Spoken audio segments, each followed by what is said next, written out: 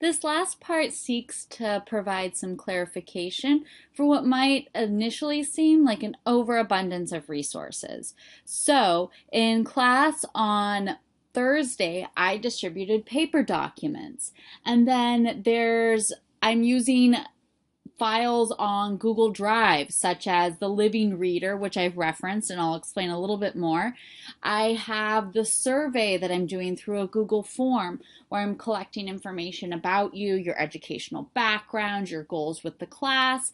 And then there's also Blackboard, where I list I give documents, I give different links. I give you a place to turn assignments in. So there's all these different spaces that you're using, and it may feel a little overwhelming and confusing at first, but my goal is that this is a way that if you have some other way that if you have to be absent or something like that, that there's resources that have you covered. So, that's what I want to think about, is that I want to say that a lot of this stuff is duplicates, so that students who aren't in class or who need more than one place to search for them, they have those different places that they can find them.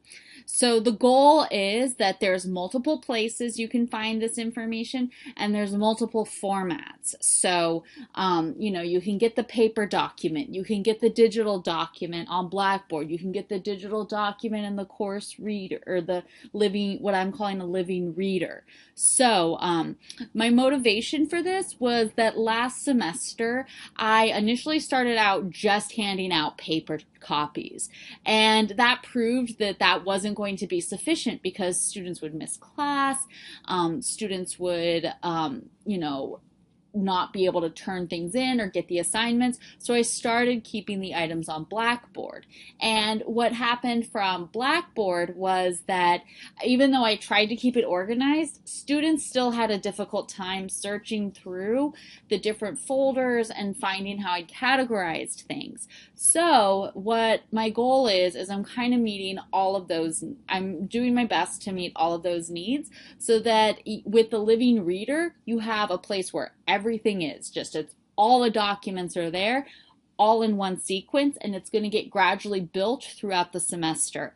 If the one document type is a little overwhelming for you, I have the different documents as we're using them that are going to be used in Blackboard. So they're going to be organized in the different parts of Blackboard. So that's my goal with this, and I'm hoping that I can stay organized throughout the semester in a way so that you have these resources to you available in the places and in the formats that make the most sense for you. So my advice is do the homework, turn it in during class. So the thing is, if you're coming to class and getting the papers, if you're buying the textbooks and everything on time, you won't need to rely upon the digital resources very much. So I just want to put that out there. If you're keeping all your papers organized, you're using them, you're referring to them, you're keeping them in one place, you probably don't need the digital resources very much. I just want to put that out there. However, if there's something like we're doing a homework assignment multiple weeks from now that refers back to an idea that we used earlier in the semester, you might not remember it, you might have lost that paper. I want you to have an easy way to refer back to those ideas. Or if you miss class, you can look in a couple different places to find the papers, to find the updated information. So that's my thinking there, so that you have a few different places to find these documents, to find these places you can look. So I'm going to look at an example. So the Cifferlin reading packet, that's the very first document that we had, or first homework assignment. So if you were in class on Thursday, you got a paper that looks like this. And what I would say is, if you were in class on Thursday and you're going to be, if you were in class on Thursday the 24th and you're going to be in class on Tuesday the 29th, just complete your paper copy and bring it to class and turn it in. There you go. Simple. You don't have, and if you have bought the reader, you can just go and do it. But if you don't fall into that category where you're in class both times and you've bought the reader and you have everything, then you might need to start looking for some workarounds. And that's where the digital spaces come in. The copies and links on Blackboard, the copies and links on the digital reader. So let's go and I want to show really quickly let's look at we've got Blackboard right here, and if we look at the course documents, of course we have units. In Unit 1 we have this post from the first day of class, and if you weren't in class, what you can do is you can download it right there. If you don't have the reader, again, you can click on this link and get the information about when it's or get that article so you can read it and complete the reading packet.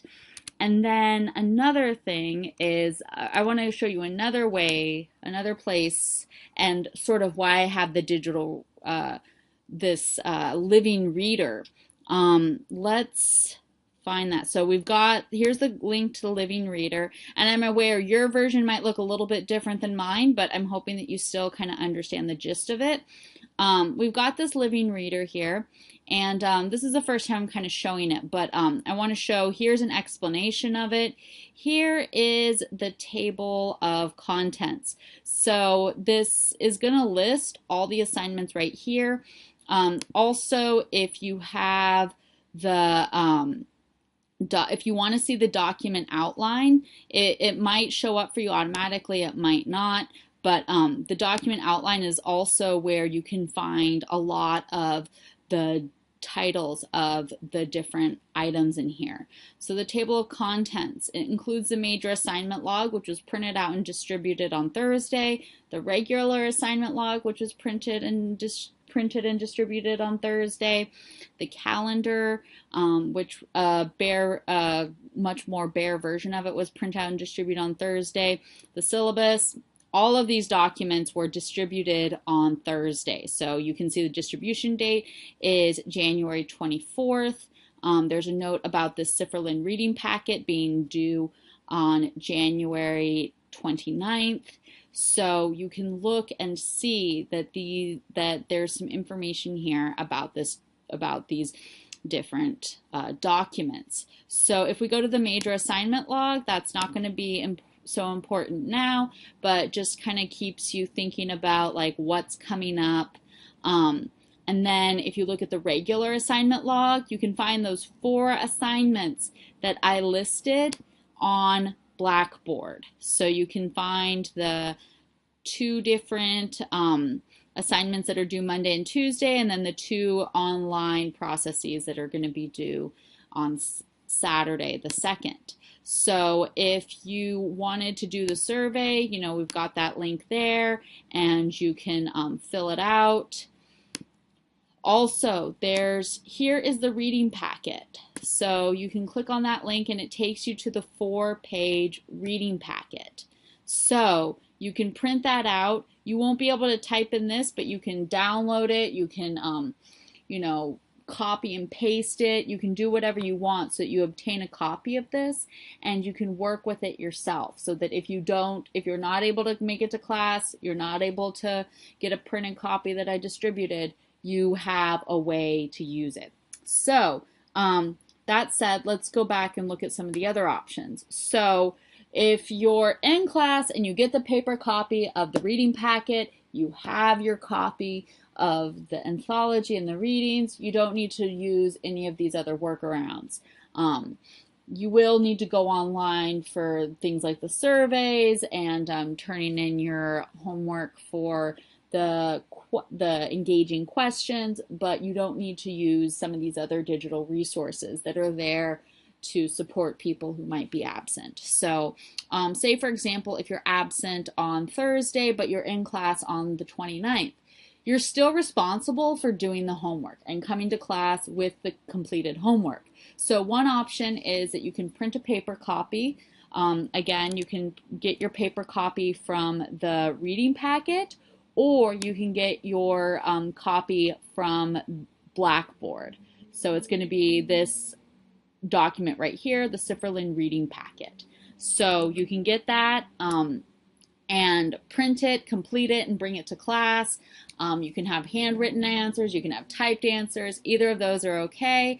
You can do that. Another option is you can get your digital copy by downloading it from the reader, from the Living Reader, or get it from Blackboard and then submit it on Blackboard. My rule as outlined in the syllabus is that you have to turn it in within 10 minutes of class starting. So if you can't come, or if you're coming, turn that in, and so that you get credit for the assignment. And then bring a way to access your answers in class. So that can be on your phone with pictures, that can be, some notes you take, you can print it out, something like that. But please bring something, because the goal is I'm not just arbitrarily having you do this homework, I'm having you do this homework so that you can come to class, you're ready to talk about these ideas, and you have, you can refer to it, and you're not just going off your memory. Say, for example, here's another scenario. So you're in class, oops, I did that wrong. So it says you're in class on the 29th and you're absent on the 29th. What I meant to put was that you're in class on the 24th. So you come, you get your paper copy of the handout, and then but you're absent on the 29th when we're discussing it in class. Well, one thing you can do is that you can complete the paper copy, photograph and scan the answers, and then turn those in on Blackboard. So, and I'm gonna go back, so that means you're getting so I'm gonna show the area where you can turn it in. So this, if you go to the assignment section of Blackboard, there's this assignments called Reading Assignments for Cifferlins, Let's Move, but Not with Shaq or Beyonce. So you can turn it in there. If that's easiest for you. If you're not in class and you want credit, you will have to turn it in on Blackboard. I don't accept late homework. Please don't email it. You can photograph or scan answers so long as they're legible and turn them in on Blackboard. Keep in mind that because I'm not able to give feedback on photographs, I won't be able to give feedback just because of the limitations of the Blackboard software. It's not a personal attack against your photographs of your homework, it's just a limitation of the software. Another option is that you can type out your answers on a digital copy of the assignment and submit that on Blackboard. So again, that means that instead of writing your answers or handwriting your answers, what you can do is you can get that document from the course documents on Blackboard, or again, go to the Living Reader, print it out, download it, whatever's going to work for you, type it up, and then submit it online. And then that way I'm going to be better able to give you feedback and say what might be a good answer, what might not be a good answer. The last option is going to be if you're absent on the 24th and the 29th, you can obtain the digital copies, type out your answers. So you're going on Blackboard, you're going on to the Living Reader, getting your own copy, typing out your responses, and then submitting it on Blackboard. So that's the logic there. That's my goal with having these different resources. So I hope that makes sense. And again, if you have perfect attendance, you're always perfectly obtaining all the materials in class and keeping track of it, you won't have to rely upon these digital resources as much. But in case you have to refer back to something or check on something, this is a good place to do it. Another thing that I want to point out is I looked at it a little bit, but this regular assignment log is going to be where I'm kind of keeping things updated.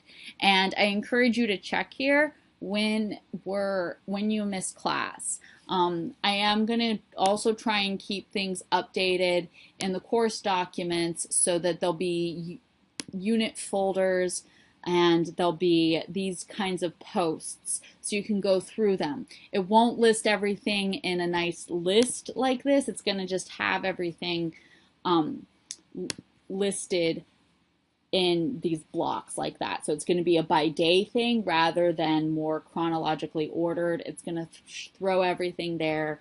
And that's going to be kind of my goal, my intent with how I'm distributing the information. So hope that makes sense. And if it doesn't make sense so far, hopefully with passing of the time, you'll see how these are helpful resources. If you have any feedback or any thoughts about how to improve the class, how to make things a little clearer, please let me know. I do these things not to complicate things, but to offer resources for my students. So hope that makes sense. And again, I welcome your feedback. Thanks so much.